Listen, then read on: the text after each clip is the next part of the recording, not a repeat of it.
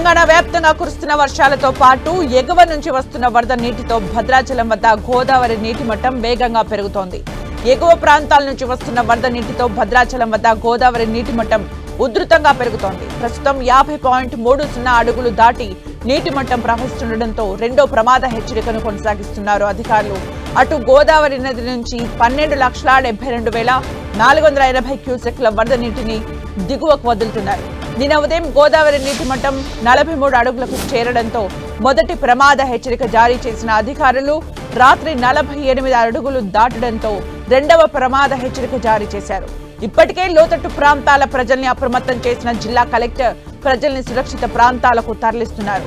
అటు గోదావరి ఉగ్ర రూపం దాల్చడంతో ప్రధాన రహదారులపై వరద నీరు చేరి రాకపోకలు నిలిచిపోయాయి. వరద ప్రవాహం ఇలాగే కొనసాగితే నీటి మట్టం 53 అడుగులు చేరితే మూడో ప్రమాద హెచ్చరిక జారీ చేయనున్నారు.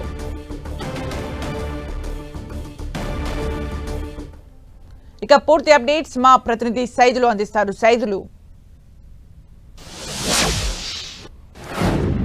సుమిత్ర, భద్రాచలం వద్ద గోదావరి వరద ఉధృతి క్రమక్రమంగా పెరుగుతుంది. ఇప్పటికే రెండవ ప్రమాద హెచ్చరికను దాటి అంటే 48 అడుగులు దాటి కూడా ప్రవహిస్తుంది. మొత్తంగా ఇప్పటికే 50.80 అడుగులకు గోదావరి చేరుకుంది. మరొక 2 అడుగులు దాటితే మాత్రం 53 అడుగులకు చేరుకునే అవకాశం ఉంది. ఇప్పటికే మూడో ప్రమాద హెచ్చరికను అనౌన్స్ చేసే అవకాశం కూడా కనిపిస్తుంది. ఇప్పటికే 13,14,656 క్యూసెక్ల నీటిని పూర్తిగా దిగువకు విడుదల చేస్తున్న పరిస్థితి ఉంది. ఇప్పటికే కరకట్టకు సంబంధించిన కళ్యాణ ఘట్టాలు ఏవైతున్నాయో అవన్నీ కూడా పూర్తిగా నీట మునిగిపోయిన పరిస్థితి కనిపిస్తుంది.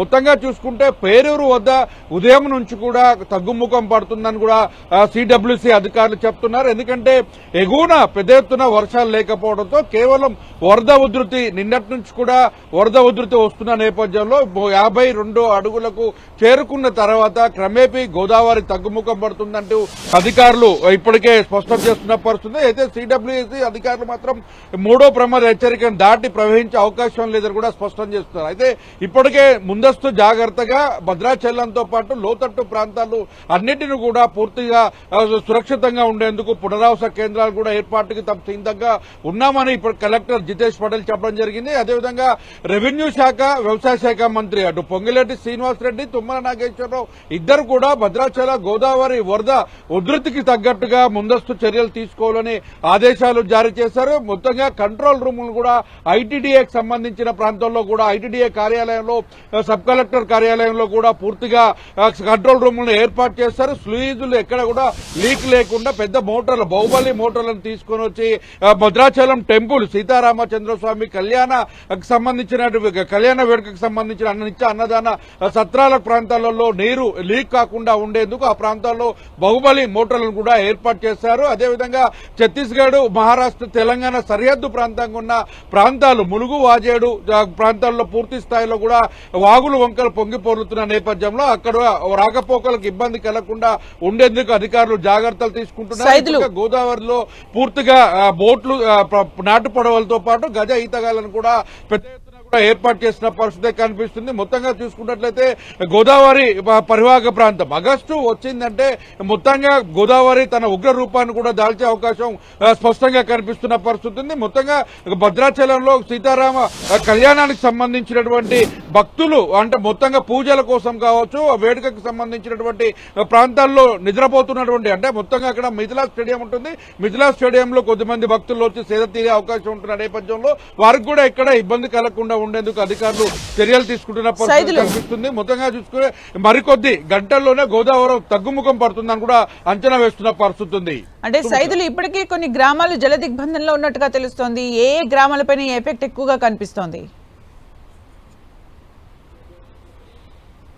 మనం చూడొచ్చు. మొత్తంగా చూసుకున్నట్లయితే వాజేడు, వెంకటాపురం, చెర్లకు సంబంధించినటువంటి ప్రాంతాలకు సంబంధించిన మండలాలు అయితే ఉన్నాయి. దుమ్ముగూడెం, చెర్ల ఈ ప్రాంతాలలో ఉన్నటువంటి లోతట్టు ప్రాంతాలు గోదావరి పరివాహక ప్రాంతాలకు సంబంధించిన ప్రాంతాలు, అశ్వాపురానికి సంబంధించినటువంటి ప్రాంతాలు, దుమ్ముగూడెం మణుగూరు ప్రాంతాలకు సంబంధించినటువంటి ప్రాంతాల్లో కూడా కొంత ఇబ్బంది కలిగే అవకాశం ఉంది. ఆ ప్రాంతాల్లో కొద్దిపాటి వర్షాలు అంటే కొద్దిపాటిగా వరద వస్తేనే ఆ వరద ఉధృతికి పూర్తిగా లోతట్టు ప్రాంతాల్లో జలదిగ్బంధనంలో కూరుకుపోయే అవకాశం ఉంది. ఇప్పటికే సుభాష్ నగర్ కావచ్చు, మిగతా ప్రాంతాలకు సంబంధించినటువంటి సుందరయ్య నగర్ ప్రాంతాల్లో, భద్రాచలంలో లోతట్టు ప్రాంతాలు సురక్షితంగా ఉండాలని కూడా పునరావాస కేంద్రాలకు తరలించేందుకు ఇప్పటికే అధికారులు అనౌన్స్మెంట్ కూడా చేస్తున్న పరిస్థితి ఉంది.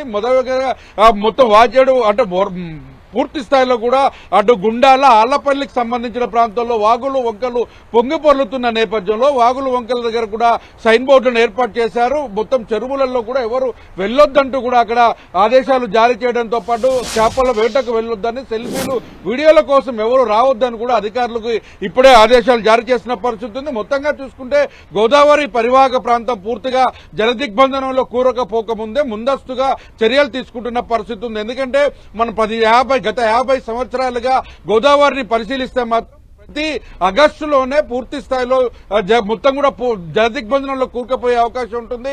మనం గతంలో చూసాం 60-70 అడుగులకు కూడా గోదావరి చేరుకున్నటువంటి ఘటనలు కూడా మనం చూసాం. అయితే ఇప్పుడు మాత్రం 60 అడుగులకు 53 అడుగులకి అంటే మూడో ప్రమాద హెచ్చరికకు సమీపంలోనే చేరుకొని ఆ తర్వాత క్రమంగా తగ్గుతుందని కూడా అంచనా వేస్తున్నారు. ఎగువన అటు కరీంనగర్ కావచ్చు, కాళేశ్వరం, ధవళేశ్వరం నుంచి వచ్చినటువంటి నీళ్లు కిందికి పోతున్న పరిస్థితి కనిపిస్తుంది. పోలవరం దగ్గర సీలేరుకు సంబంధించి కూడా దిగువకు పూర్తిగా వెళ్లేందుకు సాఫీగా ఉన్నటువంటి పరిస్థితి కనిపిస్తుంది. మొత్తం కాపర్ డ్యాం గేట్లు కూడా పూర్తిగా